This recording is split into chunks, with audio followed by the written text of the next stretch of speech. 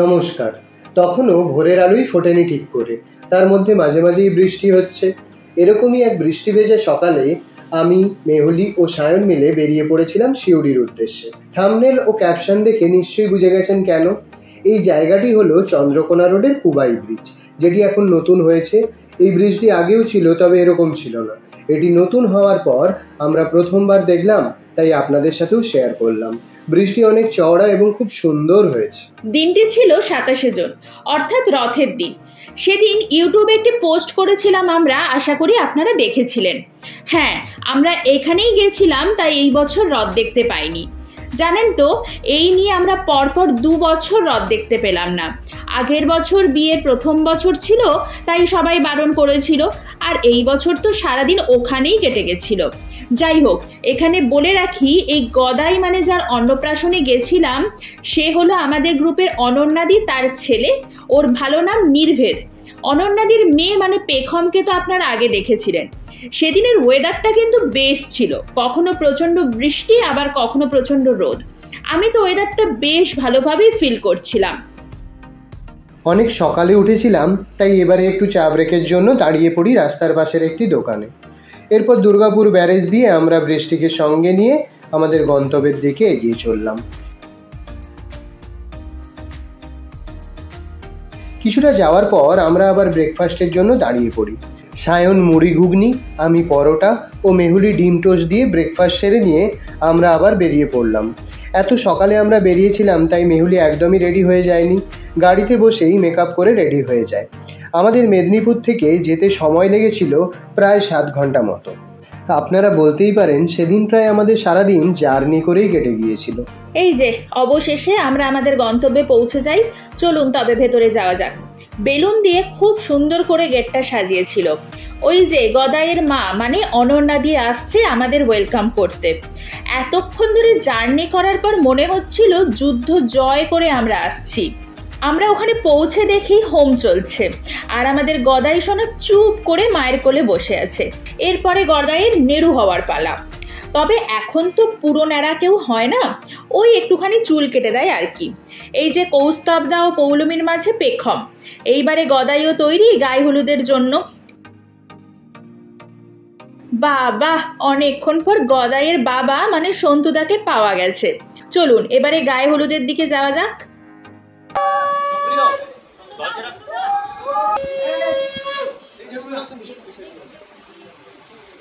ওলে বাবালে, আমাদের ছোট্ট পেখম ভাইকে আদর করছে দেখো।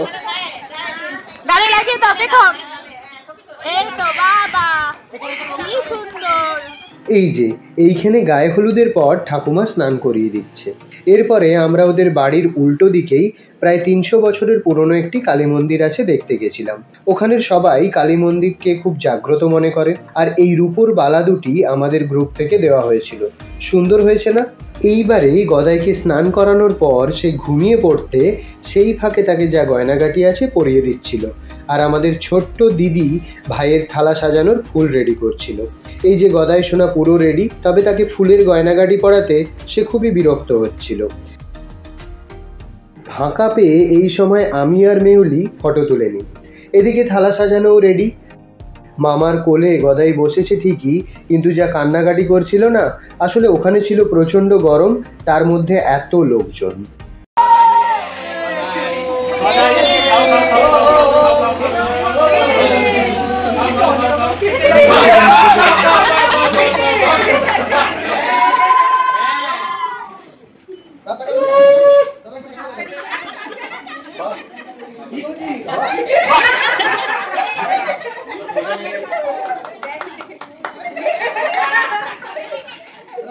শুধু একা ভাই খেলে হবে, দিদিকেও তো দিতে হবে।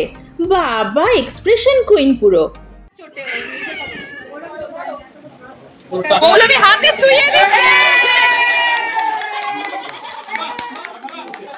সমস্ত রিচুয়াল শেষ হতে আমরা সবাই বাইরে চলে যাই ফটো তুলতে। এরপর আবার খাওয়া দাওয়া করে বাড়ির দিকে রওনাও দিতে হবে। চলুন তবে খাওয়া দাওয়াটা করে নিই। আমাদের গ্রুপের সবাই যেতে পারেনি, আসলে সবারই তো বিভিন্ন কাজ রয়েছে, তার সঙ্গে অনেকটা দূর জার্নি করারও ব্যাপার আছে। সবাই গেলে তো অবশ্যই ভালো লাগতো সবাইকে তো একটু মিস করেইছি। আচ্ছা, খাবারের মেনুটি স্ক্রিনে দেখানো আছে, একটু কষ্ট করে দেখে নেবেন প্লিজ। এবারে তাহলে আমাদের বাড়ির দিকে রওনা দেওয়ার পালা। ছাড়বে না, তুমি আমাকে ছাড়বে না, ধরে আছো। টাটা। সকাল থেকে এত পরিশ্রমের পরে সবাই বেশ ক্লান্ত হয়ে গেছে। যাই হোক, সবাইকে টাটা বাই বাই করে আমরা বেরিয়ে পড়লাম। বাড়ি ফেরার পথে রথের জন্য রাস্তায় কিছু কিছু জায়গায় আমরা জ্যাম পাই। এই দেখুন, আবার বৃষ্টি শুরু হয়েছে। এতক্ষণ গরমে অস্থির হয়ে গেছিলাম সবাই, আর ওখান থেকে বেরিয়ে আসতেই বৃষ্টি। মাঝখানে অনেকটা সময় আমরা সবাই গাড়িতে ঘুমিয়ে যেতে ভিডিও করা হয়নি আর। মেদিনীপুর থেকে সিউড়ির মধ্যে বেশ অনেকগুলি জঙ্গল পড়ে। রাতের অন্ধকারে যত তাড়াতাড়ি জঙ্গলগুলো পেরিয়ে যাওয়া যায়, তাই রাস্তার মাঝখানে কোথাও না দাঁড়িয়ে একদম আমরা ডিনারের জন্য বিষ্ণুপুরে দাঁড়িয়েছিলাম, রয়্যাল ধাবা রেস্টুরেন্টে। মেনু কার্ডটি আপনাদের জন্য দিলাম, যদি ওই রাস্তার দিকে আপনারা কখনো যান তাহলে এখানে খেতে পারেন। আমরা নিয়েছিলাম চিকেন বিরিয়ানি, বাটার নান, তাওয়া রুটি, কড়াই চিকেন ও চিলি চিকেন। সব খাবারগুলোই ভালো ছিল, তবে বিরিয়ানিটা আমাদের একদম ভালো লাগেনি। এই রাস্তাটি আপনারা চিনতে পারছেন? সেই যে সকালের কুবাই ব্রিজ দেখালাম না একটু আগে, রাতের আলোয় ব্রিজটির সৌন্দর্য যেন আরও বেড়ে গেল। আমরা আজকে ভিডিওর প্রায় শেষ প্রান্তে চলে এসেছি।